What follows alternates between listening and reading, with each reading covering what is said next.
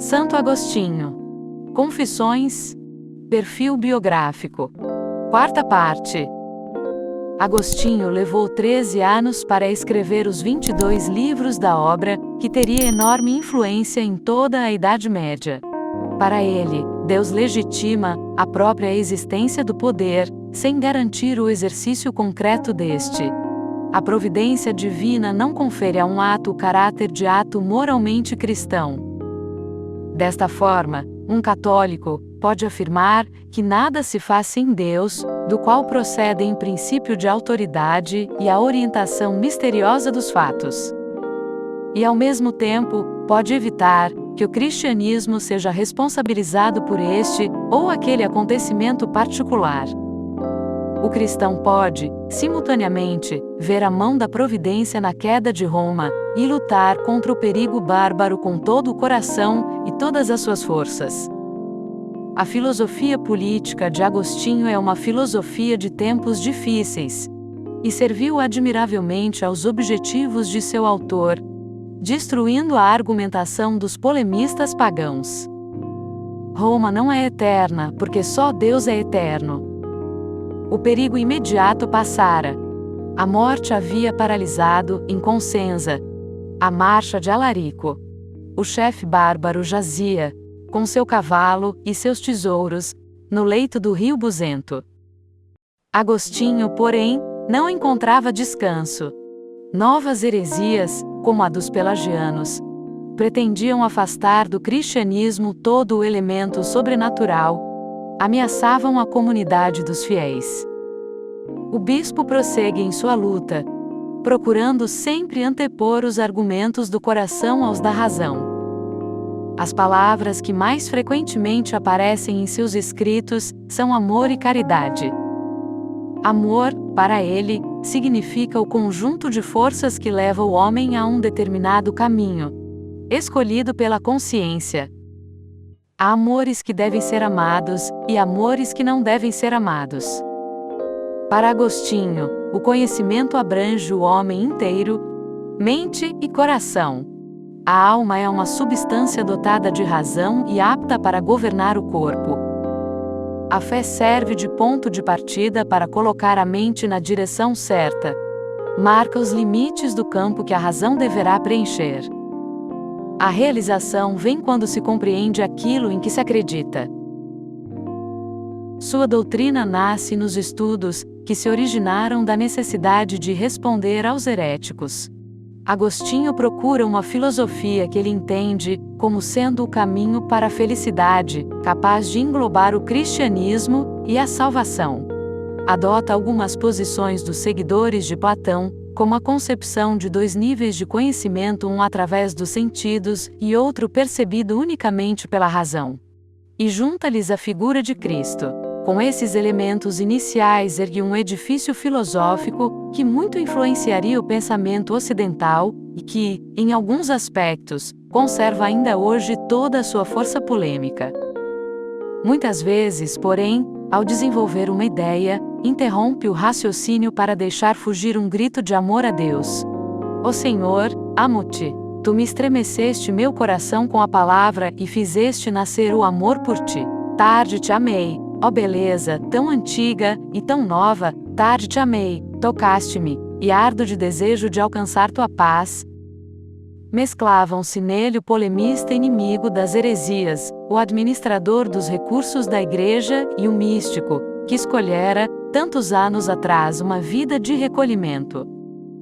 Uma árvore tem folhas verdes. Como serão os frutos?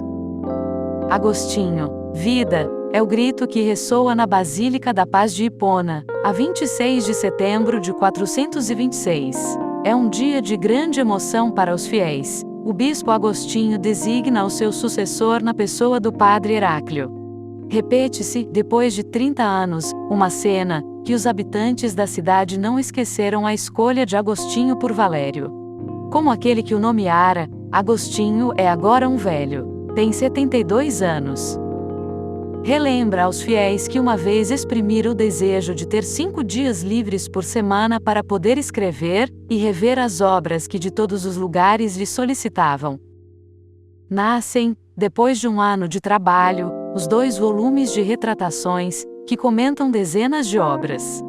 Sua especialização como escritor não o impede, porém, de continuar a se dirigir ao povo. Durante 40 anos, desde que reencontrou a fé, Agostinho teve sua vida sobrecarregada.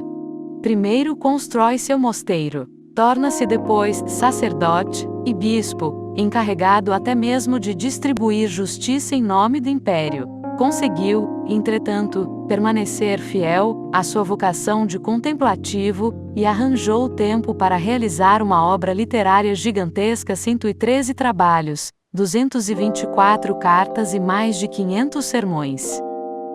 Excetuadas as Confissões, escritas entre 397 e 398, foram precisos 20 anos para completar os 15 livros sobre a Trindade. O de doutrina cristiana, depois de parcialmente escrito, teve de aguardar quase 30 anos até que Agostinho pudesse cuidar da terça parte restante. Poucos escritores do passado são conhecidos tão detalhadamente quanto ele. Se as Confissões revelam até mesmo os recantos de sua alma, os discursos que pronunciou em 40 anos mostram-nos sob outros aspectos. É fácil imaginá-lo com sua voz, que a idade tornava apagada, usando uma linguagem direta e fácil, muito diferente das sutilezas de seus escritos. O antigo mestre de eloquência consegue transmitir e adaptar os conceitos mais abstratos às exigências e à capacidade do auditório. Falava 2 vezes por semana na Igreja da Paz. Em certa ocasião, explicando São João aos fiéis, ficou tão entusiasmado que pregou durante 5 dias consecutivos, constantemente aplaudido. Mas o bispo não alimentava ilusões. Vossos louvores são folhas de árvore, gostaria de ver os frutos. Muitas vezes lamentou a distância entre o seu pensamento, sua fé e amor a Deus, e as palavras que proferia. Entretanto, a atenção dos que me escutam prova-me que meu modo de falar não é tão frio quanto possa parecer-me. Pelo seu interesse compreendo que tiram dele algum proveito. O lugar do pastor é à frente do rebanho. Na primavera de 429, a África é dominada pelo terror. Chamados por Bonifácio, comandante do exército imperial, os vândalos atravessam o Mediterrâneo. Vêm como amigos. No entanto, passados poucos meses, o general é obrigado a empunhar as armas contra os soldados de Genserico. O bispo de Hipona dirige palavras severas a Bonifácio: olha a África, olha como está devastada.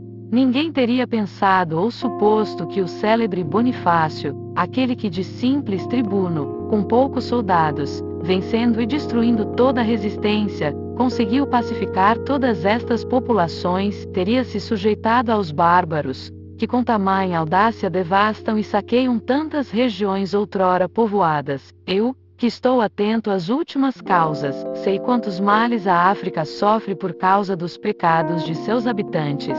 Mas não quisera que tu estivesses entre os malvados e iníquos, por causa dos quais Deus flagela-os, que escolhe com penas temporais.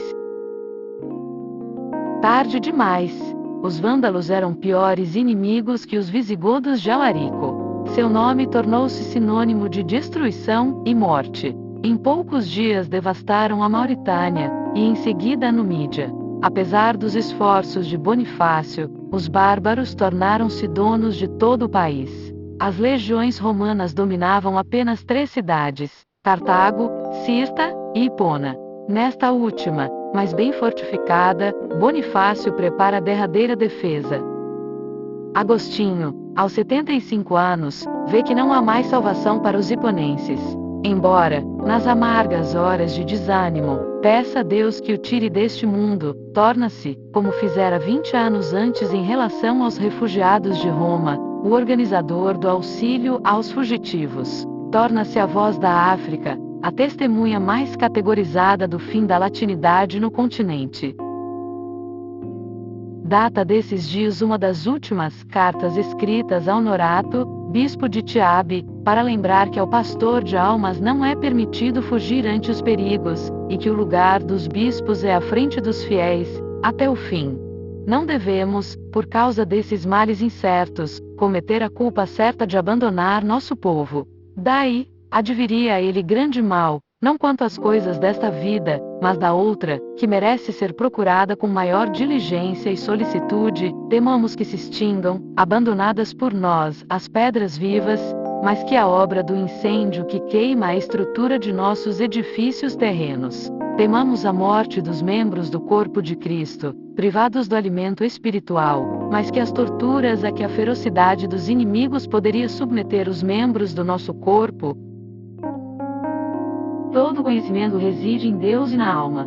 14 longos meses resistiria Hipona ao assédio dos vândalos. A cidade estava repleta de refugiados, a quem era preciso alimentar e vestir. Ao inimigo externo juntavam-se a carestia, a fome e as epidemias. Agostinho só podia oferecer a toda essa gente as suas preces. Vós dizeis, desgraçados de nós, o mundo morrerá. Mas ouvi a palavra, céu e terra passarão, mas a palavra de Deus não passará. Muitos começaram a julgá-lo capaz de milagres. Certo dia, trouxeram-lhe uma pessoa doente, para que lhe a curasse com sua benção. Agostinho respondeu: meu filho, se tivesse tais poderes, começaria por curar a mim mesmo. Sua doença durou poucos dias. Quando percebeu que a morte se avizinhava, pediu que o deixassem só, para que pudesse rezar. Nas paredes do quarto mandara afixar pergaminhos nos quais fizera escrever os salmos penitenciais de Davi. Agostinho morreu na noite de 28 para 29 de agosto de 430. Não fez testamento, escreveu Possídio, porque, pobre para servir a Deus, não tinha bens a deixar, mas deixou à igreja um clero numeroso, e mosteiros, cheios de homens e mulheres sob voto de continência, e obedientes a seus superiores. De livro na mão, e coração em chamas, assim os pintores medievais viram o bispo de Hipona. O livro simboliza a ciência, o coração inflamado, o amor. Sabedoria e amor foram os seus dons inseparáveis, que muito contribuíram para que o Papa João II declarasse, em 534, que a Igreja de Roma segue e conserva as doutrinas de Agostinho. Ao construir sua filosofia como uma arma de defesa da fé, Agostinho forjou uma visão do mundo que influenciaria, por muitos séculos, todos os líderes espirituais do Ocidente. A Cidade de Deus, síntese de filosofia, teologia, estudo das relações entre o Estado e a liberdade de consciência, marcou profundamente o pensamento político da Idade Média. Carlos Magno considerava o seu livro preferido.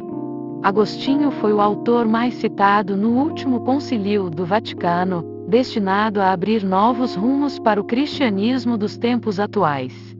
O fato talvez tivesse surpreendido aquele que, nos solilóquios escritos ao pé da água que corria pelas termas de Cassiciaco, declarava que sua única finalidade era conhecer Deus de sua própria alma.